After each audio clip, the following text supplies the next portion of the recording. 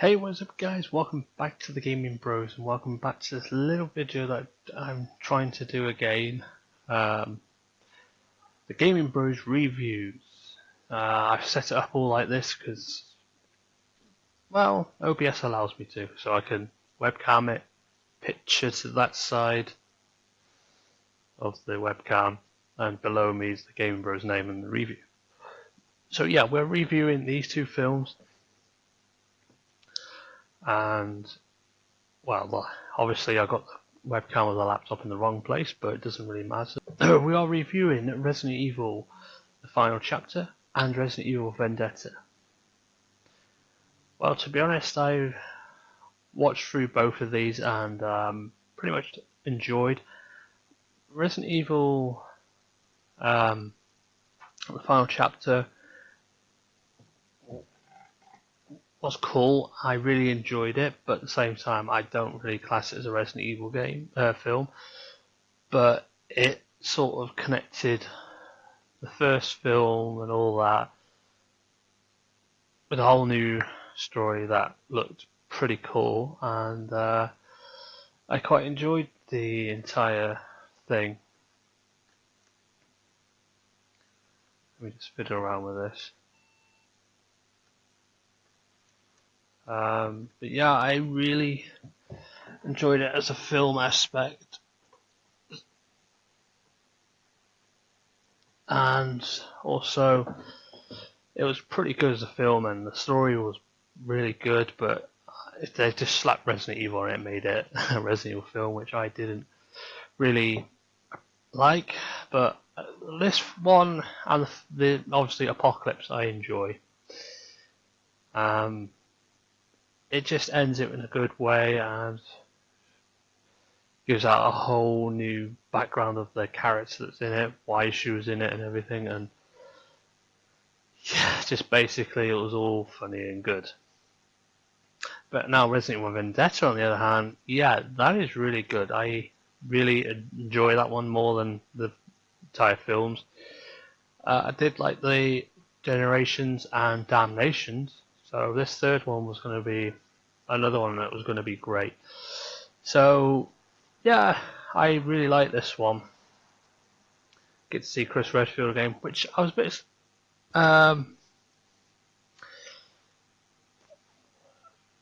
skeptical at one point of it, where this, I'm going to put it hopefully over next to me if I can. Basically, it's a bit where we find Leon drunk. Drinking, thinking that stealth's for shit.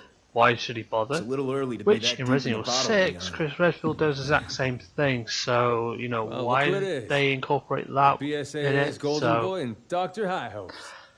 I don't really know. It's just a weird way that Capcom decided to do that one. But again, I thoroughly enjoyed the film. It was really good. It was something different, and Another round. I thoroughly enjoyed it so much that the point was that I'd recommend it to anybody who's a Resident Evil fan of the games. Fill her up. But overall, it was quite an entertaining animation film, CGI film, whatever they want to call it. And look pretty. And it follows. So how about you shut your mouth? Eventually they brought in. I'm sorry about saying bring. I'll bet you get the hell out of my bar. Two characters from the first Resident Evil game. Now I thought that was great. Chris Redfield, who was in nearly all the games so far, like 1, he was in Remake, he was also in, technically he was in 2 for the battle mode if you had it in the United States version, or the Japanese version, or the PC version when you can unlock battle mode and you could play Chris Redfield and that, so technically he was in that. He was also in Resident Evil 5, he was in Resident Evil, as I said, Remake, he was in the Wii editions, he was in the Umbrella Chronicles. Yeah, it was great. And he was in Code Veronica X, one of the last ones he did that was part of the old survival horror series, and then it went to action based stuff. But to be honest, I really enjoyed it, and I just couldn't believe how much they made it so good and bringing him back.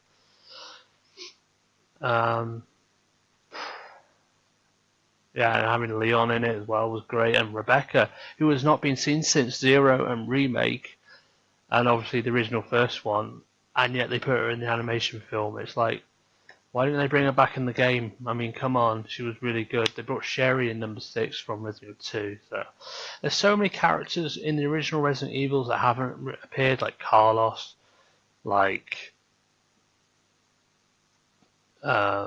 Rebecca, who has appeared in this, but Carlos hasn't appeared in any of the animation films. He was just in Resident Evil Nemesis, and obviously the Umbrella Chronicles, and then he just disappeared, never to be seen. He escaped Raccoon City with Jill.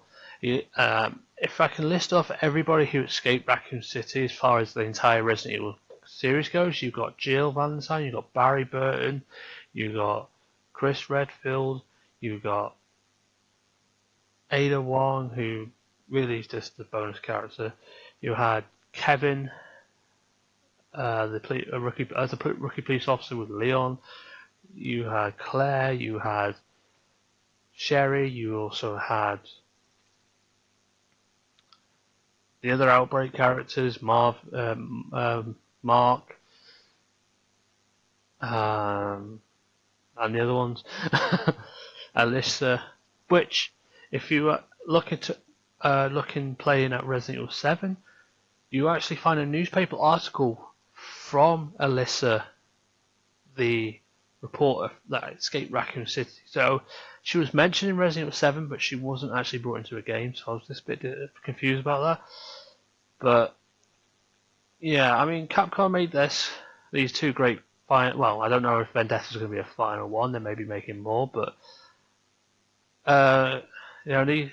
these two films were top notch, and I think from Vendetta, if they bring Rebecca, Chris, and Leon as one unity to it, I reckon they should really bring Rebecca back into another video game.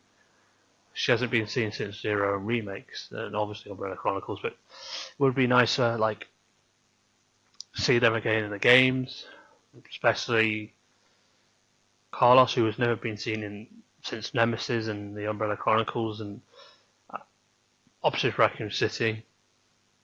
Maybe they should do, as I believe they should do, a Resident Evil Revelations 3 with the characters that haven't been seen for a while, like Carlos, Rebecca, and just have them teaming up somewhere doing on Revelations 3, and have the other two characters being another lot that weren't there, like Kevin and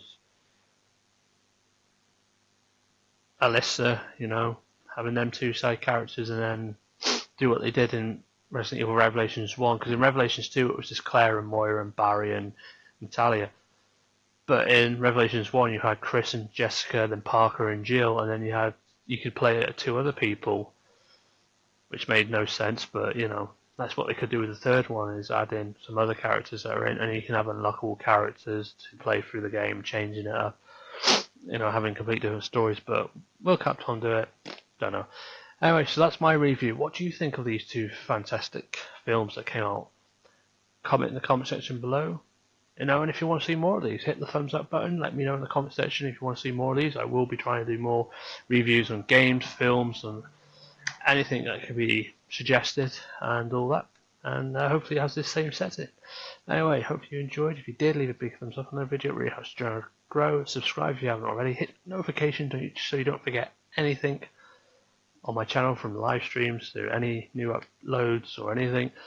Follow me on Twitter and Instagram, which I'm never really on them, apart from I am on Instagram quite a lot. But if you want to even more keep in touch with me, you can always ask me on Instagram or in the comment section below, but I prefer to go through Instagram, so you can use the private messages to ask me for my WhatsApp number, so you can follow me there and keep really up to date with me and whatever else.